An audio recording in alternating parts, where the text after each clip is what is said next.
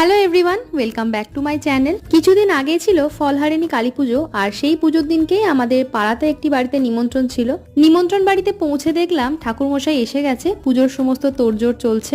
গুঁড়ো রং দিয়ে ঠাকুরের সামনে খুব সুন্দর একটা আলপনা আঁকা হচ্ছিল, আর অন্যদিকে ততক্ষণে ভোগের রান্না বান্নাও শুরু হয়ে গিয়েছিল। আমরা একটু রাতের দিকে গিয়েছিলাম, যেহেতু আমি অফিস থেকে ফেরার পর গিয়েছিলাম তার জন্য। আর আমাকে দেখে তো বুঝতেই পারছো যে পুরো বিধ্বস্ত অবস্থায় চলে গিয়েছিলাম আমি। যাই হোক, তারপর কিছুক্ষণ বসে সবার সঙ্গে গল্প করার পর চলে গিয়েছিলাম খাবার জায়গায়। তো গিয়ে দেখলাম আমারই সব বন্ধু বান্ধবরা খাবার পরিবেশন করছে। পুজো বাড়ির মেনুতে প্রথমে ছিল নান পুরি সঙ্গে চানা পনির। নরম তুলতুলে নান পুরি দিয়ে চানা পনিরটা দুর্দান্ত লাগছিল।